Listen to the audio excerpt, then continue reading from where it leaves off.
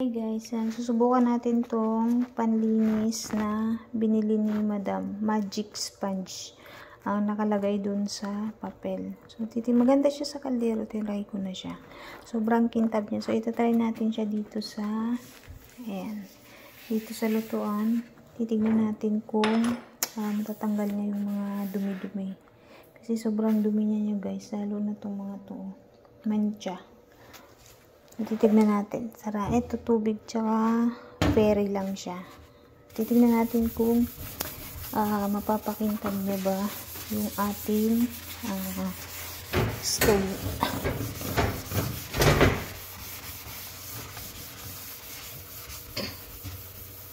Hindi ko natatanggalin to kasi malinis naman siya. Gusto ko lang makita kung kikintab ba siya. Kasi sa kaldero, sobrang linis niya. As in, napakalinis. Tanggal talaga yung mga libag-libag ng kaldero. Tatry natin.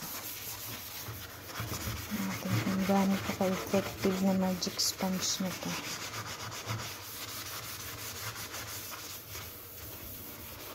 Yung mga dumi niya dito, mga natanggal na.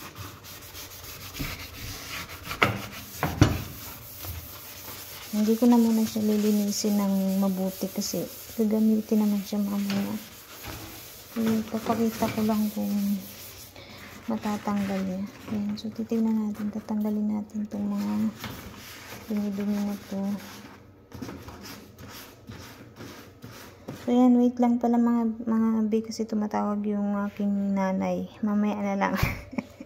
Ayan, dito na pala mga tsiya yung result nung pinakita ko sa inyo nung yung magic sponge. Ayan, as in, sobrang kintab niya, grabe. Natanggal lahat ng dumi. Pati yung mga sunog-sunog. Ano yung mga dikit-dikit na kulay itim. Kita nyo naman, sobrang linis. Wala akong ginamit na chemical dito. Sabon at saka yung magic sponge lang siya. Ayan. So, ito yung magic sponge. Para siyang liha na yung ilalim niya ay foam.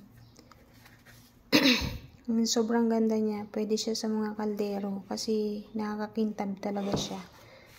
Try nyo na. Ipabili nyo sa madam nyo. Ganito yung style niya. Ayan. Ito siya mga tse. May nakalagay dyan. The magic sponge. Made in China, syempre. Ayan, grabe. Sobrang ganda niya. As in,